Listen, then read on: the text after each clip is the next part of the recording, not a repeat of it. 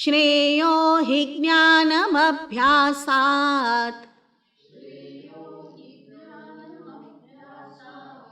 ज्ञानात् ध्यानं विशिष्यते ध्यानात् कर्मफलत्यागः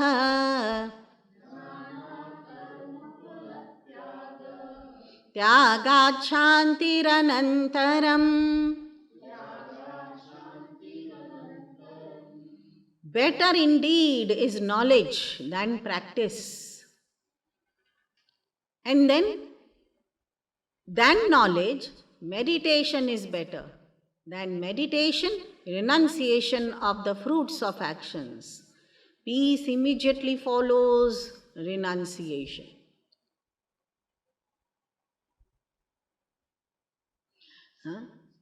ज्ञानम अभ्यासात ज्ञानम श्रेयः.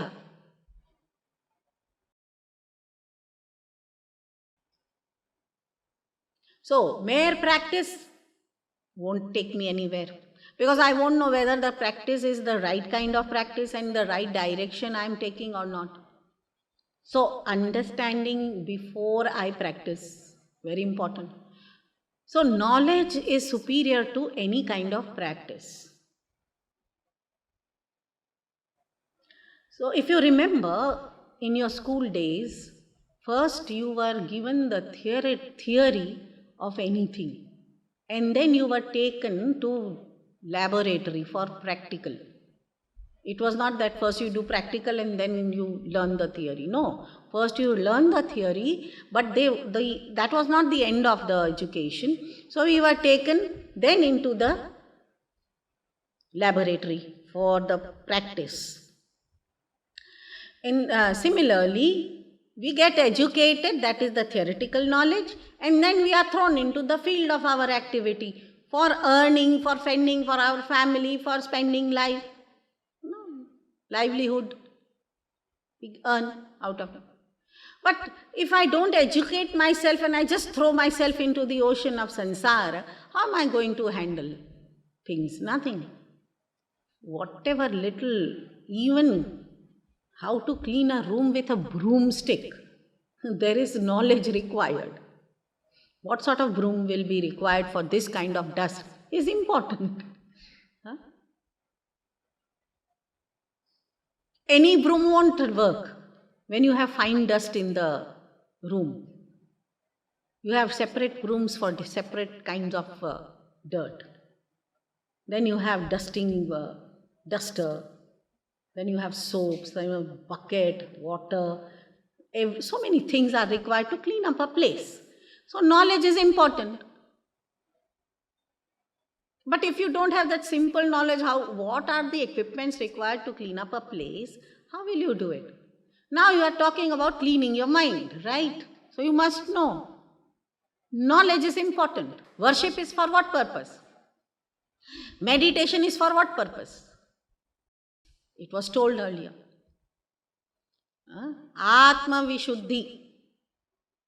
What was the purpose told in 6th chapter?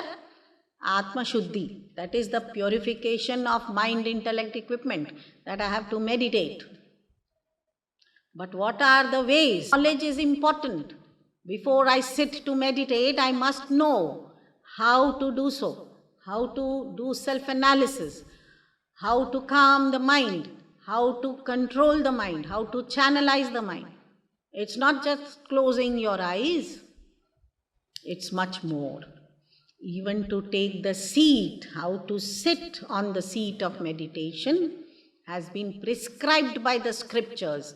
It is a must to learn the scriptures before we take up any such practice. Shreyaha hi jnanam abhyasat. But then, jnanat dhyanam vishishyate. Now, theoretical knowledge, when put into practice, but I am unable to focus on the divine, it's again useless. Dhyanam vishishyate. I must pay attention and I must have proper focus. The point of my concentration has to be achieved. Now suppose I start practicing such meditation with proper understanding and with proper instructions followed diligently, but I increase the time also of my meditation every day, and I find a lot of improvement in me. But after meditation, my behavior does not speak the same. Then what? That means it was taking me towards inertia. So it's an eyewash. Dhyanat karma phalatyagaha. The outcome of meditation should be renunciation of roots of action. If that is happening slowly, then that will lead me to peace of mind, for which I was practicing, right? I was not practicing to become more, concentrated negative character. I was trying to calm down my mind. I was trying to purify my mind of anxieties and worries and all. Dhyanat karma phalatyaga, tyaga shantihi anantaram. The moment there is that attitude of renunciation of fruit, there is immediate peace. You see, that means what? What is bringing restlessness in mind is karma phala. My attention which I am throwing on the fruit of action and not paying attention on my karma. That is disturbing. So now suppose the grandmother wants to instruct the grandson. Very common, no? In India. All the grandmothers are always instructing the grandchildren, this and that, this and that. Now, while giving instructions, that grandmother already expects that the grandchild will suddenly transform and become Prahlad or Dhruva or baby Krishna. It's not so. Whatever he is, right? Our job is to instruct. So the grandmother instructed without anxiety of fruit, with a calm mind. It will be having greater impact. Instead, the grandmother is already agitated and trying to instruct the child. The child is never going to learn anything or listen to the grandmother. Why? Because mere words don't help anyone. The mind has to be calm. Dhyanat karma phalatyagaha.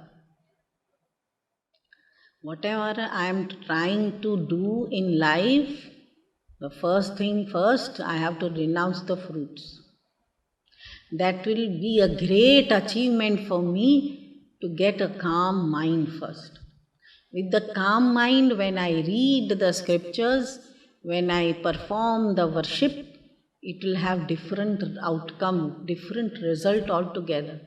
It will lead me to higher states of my meditation, which will ultimately help me to give up this I-ness, doership, which will ultimately merge this individual into the totality.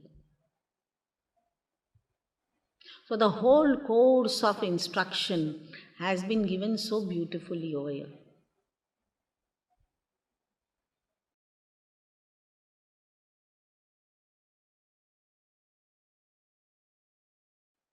So, in one word, what is the purpose of karma? So, if this is the course of human evolution, then what is the purpose of karma? Chitta Shuddhi, again, nothing else. Purification of mind. It is not to earn anything. It is not to leave behind a big empire. It is not to enjoy the world. It is not that it is my duty to earn. No. Chitta Shuddhi.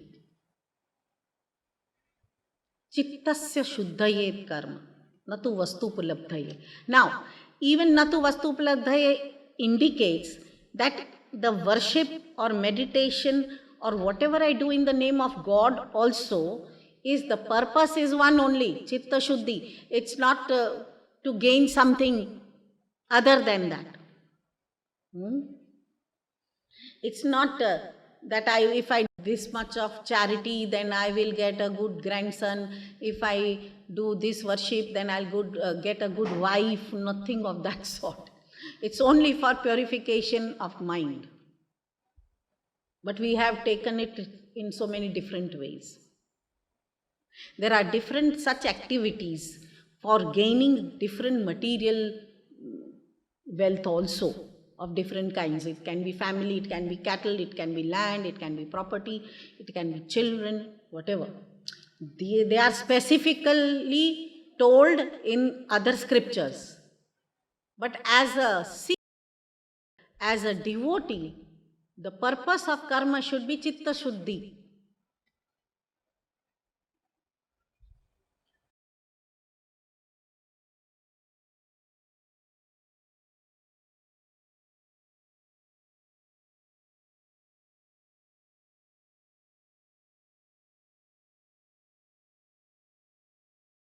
Vastu Siddhi Vicharena.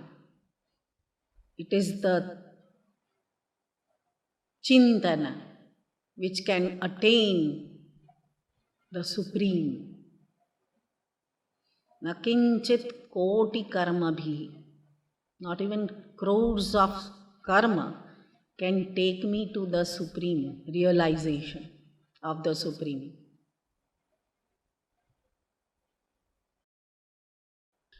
So, Om, Havan, Puja, Japa, Dhyan, or our daily activities, nothing can take us to the Supreme if my mind is not pure.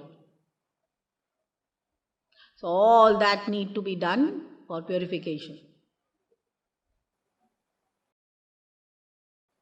Once the mind is purified, the mind is calm and quiet, then the intellectual faculty will function differently, and not towards the material world, but towards the Supreme Divinity, and will be able to understand the infinite in some way or the other, and will be able to focus on the Supreme integratedly. With an integrated mind-intellect equipment, when the higher states of meditation are achieved, then the realization falls upon him. So the devotee has to focus the mind in such a manner while going through daily activities, including whatever one does in the name of worship, with the focused mind. That is the message given in these 4-5 shlokas by God. Mai eva mana adhatsva, mai buddhim nivesha. Investing your intellect into him, do with understanding. Observe upavasa with understanding. The purpose. Understanding the method and purpose. Observe any auspicious day with understanding and purpose. Purpose is purification. Do your daily puja with purpose of purification, with proper understanding of the method and system.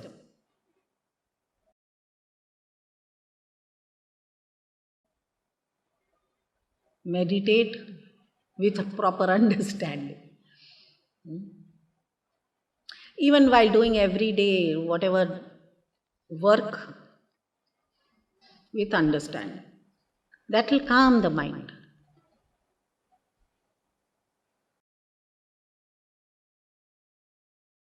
Preparation of mind